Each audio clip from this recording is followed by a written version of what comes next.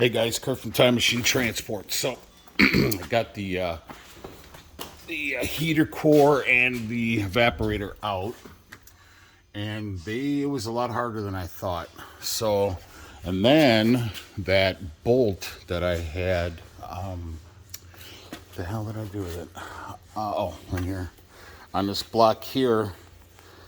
This is the block I showed you I had to cut. So I had to actually re-tap a thread in there because the thing would not come out. It was just seized in there. So I'm doing more than 2 videos on this. So you guys kind of get the gist of it. And I cleaned it up. But I had to re-tap the thread in there. And then the bolt, I had an extra bolt in the shop. I just had to find it. So it actually threaded in there real nice. So it was perfect, but it just took a little while for me to find it. So now the next step is, and it actually did, so when you do this, make sure you do it was a lot easier to do the evaporator first and then the heater core. Because the hose, like I said, it wouldn't slide, but I did get it out in one piece, which was nice. And I would replace these hoses. This is it's a blue hose, so it must have been replaced at one time. But I'm gonna double check it, because if you guys are doing this, I mean, I guess replacing the hoses wouldn't be that bad, but if you're in it this deep, I would just go ahead and replace the hoses if they're bad or questionable. So now the next move is to put the the evaporator and the heater core in. Like I said, I gave you guys the part numbers on those, and all I'm going to do is just slide them. They weren't bolted in or anything, so I am going to slide those in. And the kit, if you do this, you might as well, come on now, stay there. You might as well replace your gaskets. I wouldn't use the old gaskets, and the reason being is this. So these are the 2 pieces I cut off that went into that block, and this was the one gasket that went on like that. And then this, I'll put you guys on pause and I'll show you how it goes back together. But basically that just holds it in place. So as you can see, this thing is probably original to the truck. And that's probably where my AC was probably leaking. So I'm going to show you guys now. I have it. This is the gasket kit from Freightliner. So that's your part number. Heating and air conditioning gasket kit. And it's got all the stuff that you need, it looks like. I was gonna be mad as hell if they had the bolt in here already. So I don't know what this little tool is. It must seat it in there or something. So but definitely replace these if you're doing this. And I have to replace all of them anyways, because I'm redoing my whole AC on this, and I'm going to do another video on that, and I will show this part number again when I do the AC video. So this is part 3 of 4 videos. I'm going to go ahead and put you on pause, and I am going to put them both in and then reconnect them. So I'm going to put you guys on pause. All right, guys, I got the evaporator in, and it just pushes straight through. So but be careful when you do that, because it doesn't just easily flow in there. It fit.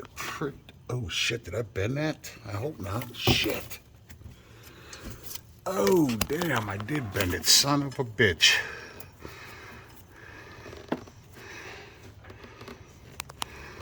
I gotta put you guys on pause.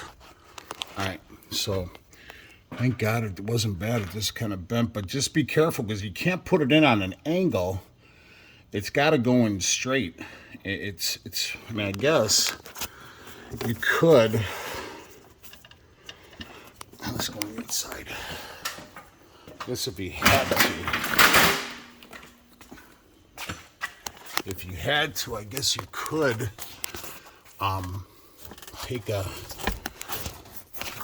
roto zip or something and kind of roto zip out that plastic piece on the other side to make the hole a little bigger. I'm going to go ahead and put you guys on pause.